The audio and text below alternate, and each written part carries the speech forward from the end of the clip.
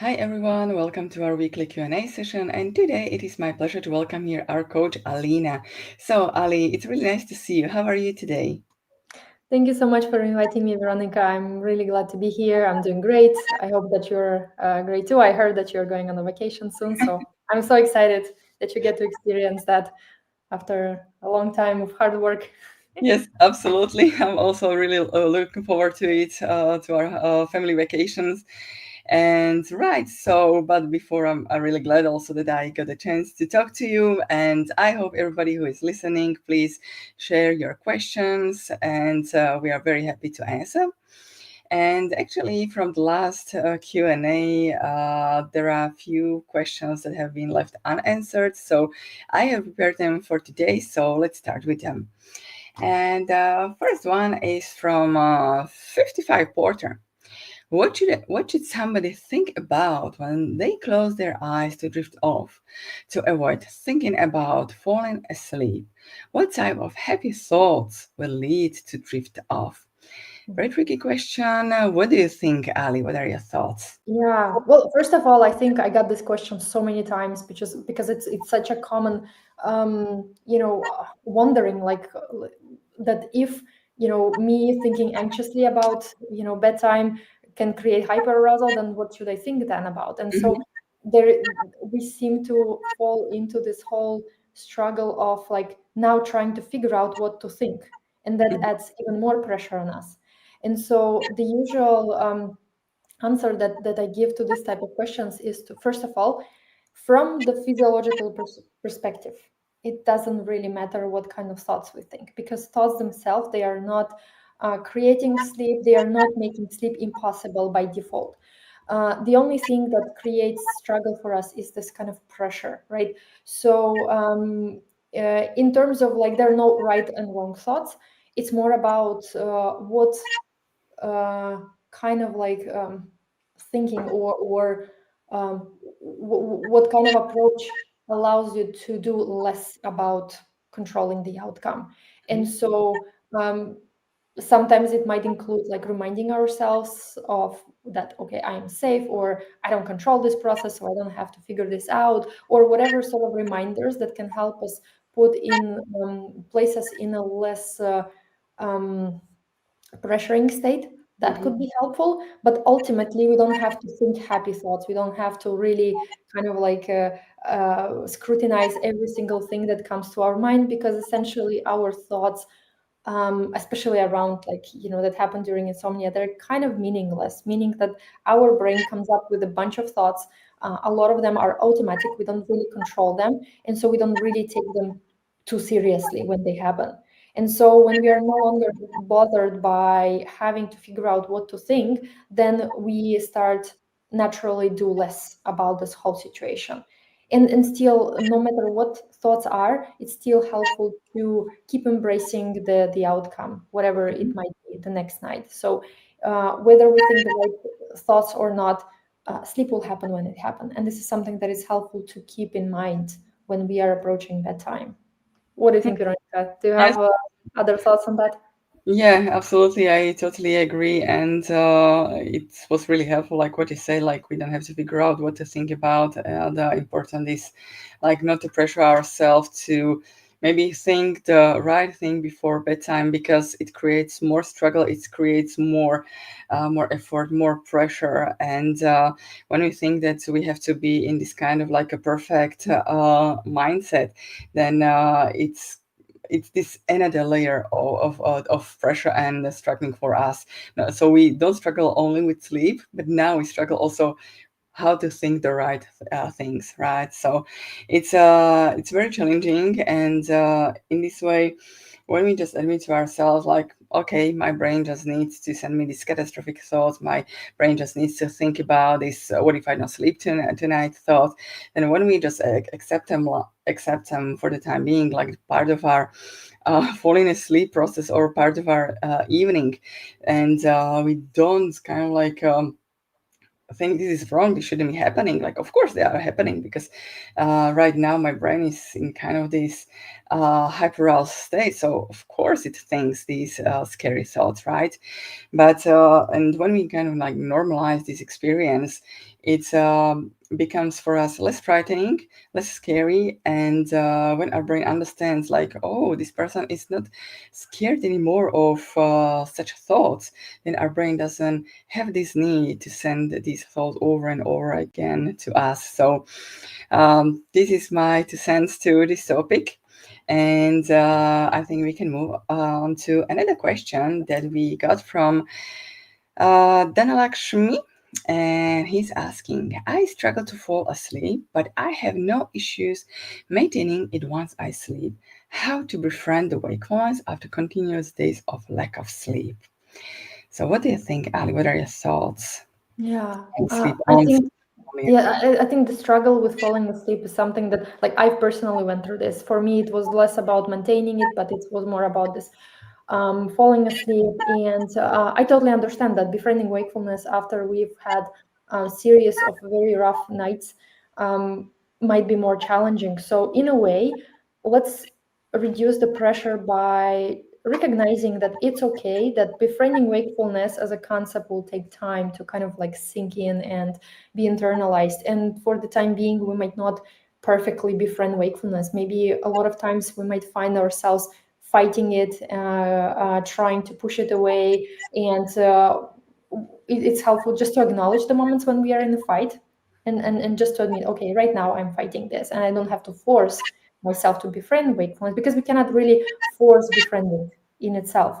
It's Mm, like, you let's say you dislike some person, and then you force yourself, no, you have to like them, right? Like, how likely are you to actually start, like, right on the spot, having like a positive or neutral feelings around them? It's very unlikely, right? So some time needs to pass for this befriending element to start unfolding. So that's like one part of the question. Now, when it comes to this first part of the question, where this person experiences struggle with falling asleep initially, in my experience, what usually kind of stands in the way of like, or blocks this process, is that we put so much emphasis and so much pressure on us to succeed in this first period of night. And so for us, like, bedtime becomes like a very high stakes situation, where we feel like, okay, I need to pass this exam, I need to do everything right. And if we happen to miss the first wave of sleep, maybe we start drifting off, and then we suddenly become aware again and anxious, and then we think that, oh my god, I missed my wave, now I will not be able to fall asleep. That thinking, that's what can keep hyperarousal going, rather than a simple fact that we got briefly kind of like awakened right on the edge of falling asleep. And so what usually I share with people is that, let's see how we can lower the importance of sleep onset, and recognize that we have way more opportunities for sleep to happen throughout the night, not just one or two. It's way more. Our body will not just give up on trying to produce sleep. It will keep initiating it, even if we happen to miss the first waves.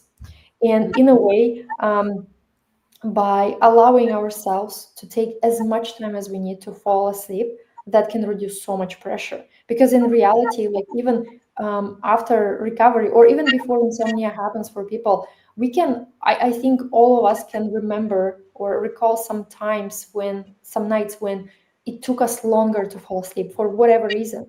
And this is something that from time to time happens also to me. Sometimes I will go to bed, and my mind is kind of still awake and is still working, and I still think about a bunch of stuff, and this could keep me awake for a long time. But what is no longer there, there's no longer fear around it, there is no longer this narrative, oh no, this is wrong, I shouldn't have that, and so on. It's more like, okay, this is what my brain is like doing right now, and I am no willingness to fight this, no willingness to change it, and I just let myself to fall asleep whenever that happens. And that's what allows me to no longer go into this spirals, where one night when I happen to take longer to fall asleep turns into consecutive nights when I'm like struggling and worrying about it, mm, because I just started to normalize this, like taking longer time to fall asleep. So this is something like for this person, an invitation to revisit their um, their relationship with sleep onset, to see if they can lower the stakes in any way that is possible for them. So that's my 2 cents. Yeah, this wonderful, Ali, and I had to write down like really wonderful thing what you said. Like our body will not give up on trying to sleep. This is just so well said, and this is so true. Like one of the first things that I learned here when I came across the sleep course school is that sleep happens no matter what. Like, I mean, I was convinced so on so many nights that I wouldn't sleep a wink, that I was awake all night long. But looking back, looking closely, like inspecting, I thought like, oh, but maybe there. I felt like really peaceful, or maybe the time was skipping a bit faster. So it was really our brains, and even this is like a very well studied phenomenon, that even when we are in this hyperaroused state and we are in a prolonged period, our brain, there are parts of the brain that literally are sleeping, but there are parts of the brain that are really awake and watching out for us. So it's impossible to go completely without sleep, and this is like um, really helpful to remember when we feel like, oh my goodness, I'm sleeping nothing, I'm sleeping zero, and not kind of like antagonize it, because we have to remind ourselves, where does this not sleeping come from? It comes from this place of love, from this place of survival, from this place of care, from our brain. This means our brain is trying to help us to survive, because it believes there is a perceived threat, that it believes there is something that is trying to threaten us. So that's why, in this sense, we can allow ourselves to be more kind to ourselves. Like, of course, I'm awake.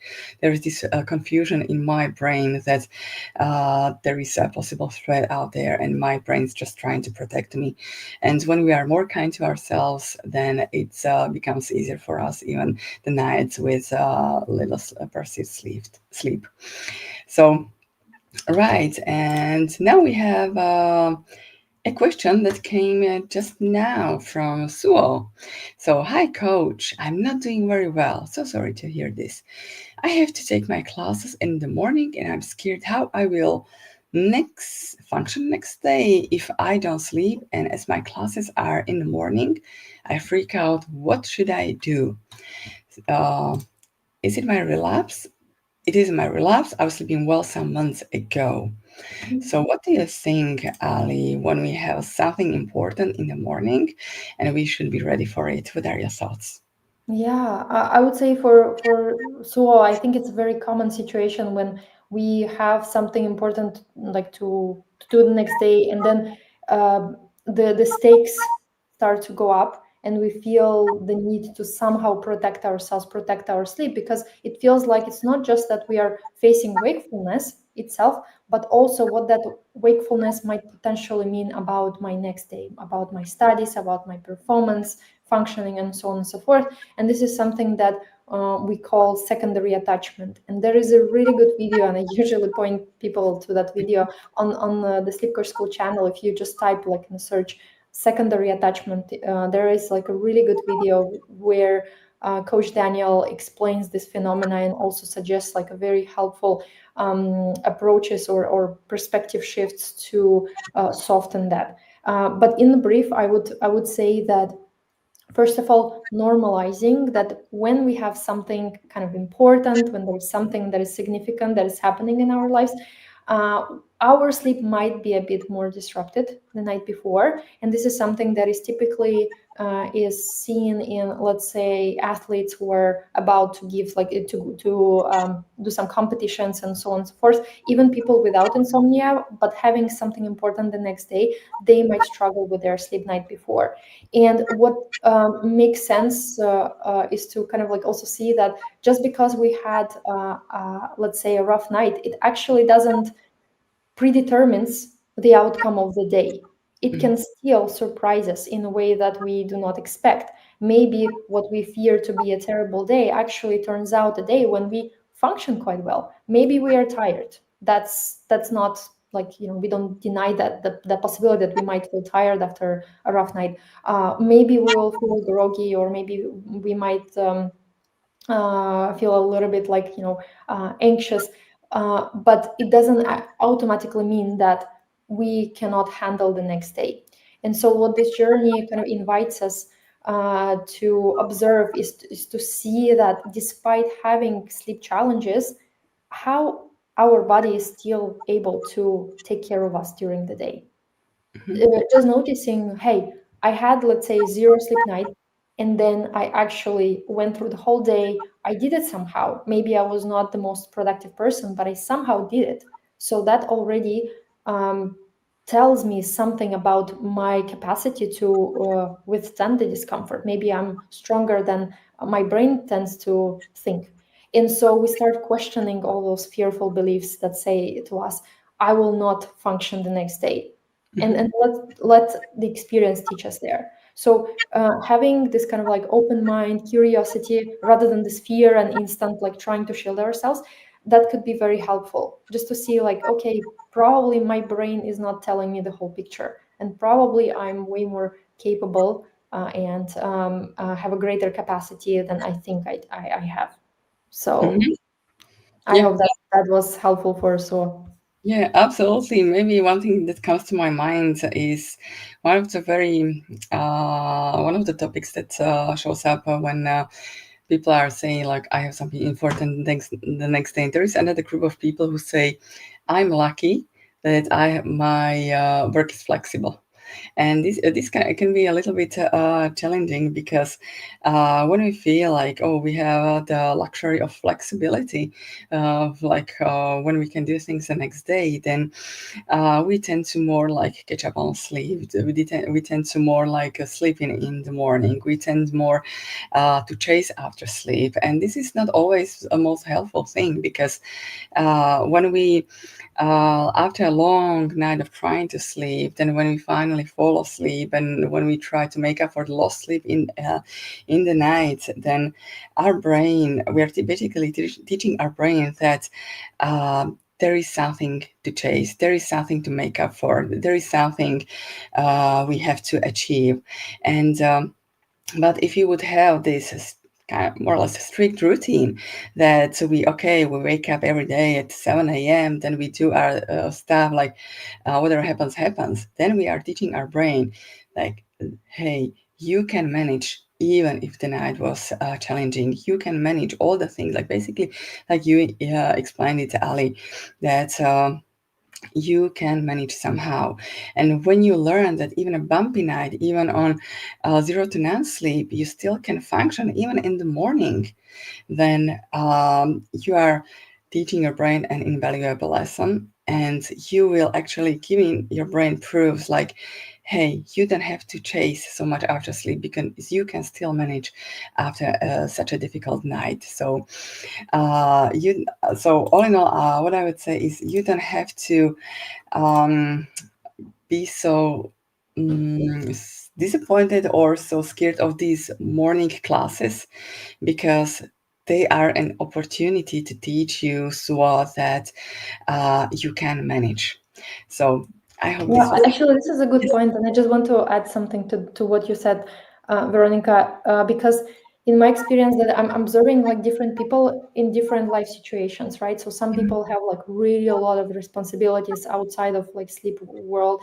They have, jobs, studies, families, whatever. Like, they already have a program on their hands, and of course, at first, it might feel like, like that my circumstances, that I have so much external pressure that makes my recovery less possible or more challenging for me, versus someone who doesn't have like any kind of like program like that. They have like free schedules. They have nothing to kind of like nothing to make them wake up. Let's say like they don't have like a job that they have to get up in the morning, and from observing both types of like people, I can actually see that the people who have more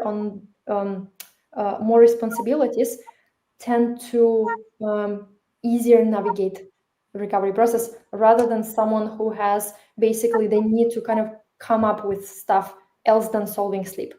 because that is a very kind of like challenging thing, is like when we learn to no longer so focus on sleep so much, then it really helps to have something, other things in life where our direction can go to. And that's why what might feel like to so like an obstacle might be actually blessing, Mhm. that our we can actually have something else other than sleep to focus on. And that is also something that what I observe, it's so interesting. But I've seen, like, people, let's say,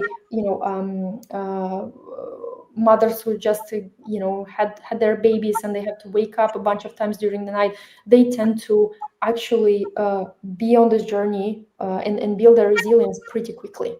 They Mhm. learn faster in those very challenging conditions. And so that's just like my observation. And I think, looking at this as exactly as you, Veronica, said, that looking at this as an opportunity rather than an obstacle or a curse, that could be so helpful for this process.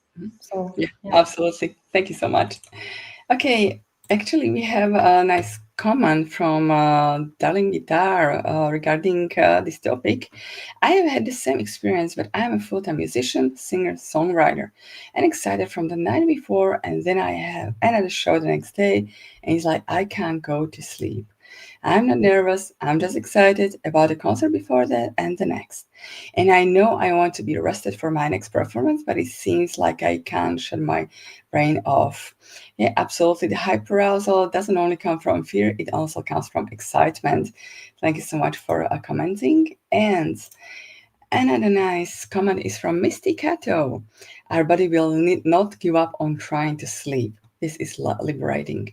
Sometimes you feel you have that one window. I have been helped greatly by you all. Now I can safely say that I have overcome this. It still happens now and then when I may not sleep, but it's okay because I understand so much now and I can befriend it now. For all those who are still struggling, listen to Coach Daniel and the team. Great help. Thank you so much for this Wonderful. Thank you so much. comment, Misty. This is really, really great. Right. And a really quick one. Skate Bros. Hey, Alina, I can find a video secondary attachment. Never mind. Never mind. I found it. Yeah, That's it's great. in the search. Like, if you go, I think it's like better from the computer. Mhm. And if you search in the channel itself, the Sleep Coach School channel, you will see the video. It has the thumbnail with Yes. the name. So And now we have a question from Marco. I have itching on my big toes at night. It is a symptom of insomnia or anxiety. Have you heard this symptom before in context of insomnia? Itching on my big toes? That's interesting. I'm not sure. Like, I mean, there are like tens and to hundreds of symptoms of insomnia, and I'm not sure if itching on my big toes could be one of them. But it's how we relate to it. If we see this, oh my goodness, I have itching on my big toes in the middle of the night. I can't fall asleep because of this.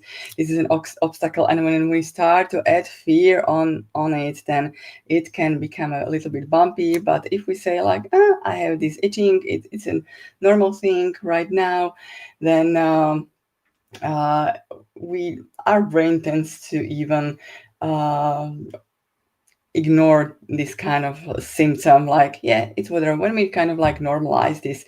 So as always, it's about the way we think about things, not the thing itself. So I will move on to another comment from Darling Guitar. That is brilliant, Alina. Yes, brilliant. Yes, Alina. For me, schedule and regime as irregular as my creative schedule can be, I found is when I'm sleeping the best. yeah, that's Right. amazing. Yeah. And actually, I want to give a shout out to Hugo, who gave us a like on this video and who has been a really, really long time follower, who has been with us from the very, very beginning. So hi, Hugo. I hope you're doing great. And actually, we are at the end of our Q&A today. No more questions. And thank you so much, Alina, for being here with us, for answering your questions. If anybody Thank is you for interested, inviting me. in more like in Alina's content. She has her wonderful library, which is her newest project. So you can, I will post a link under this video. And right, if you are interested in other options, if you need more support, then I will post also other options of support like one-on-ones, instant immunity program, the bedtime, also under this video. So thank you so much, everybody, for your wonderful questions, for being here, and I'll see you next time. Bye bye. Take Thank you. care. Bye, everyone. Bye.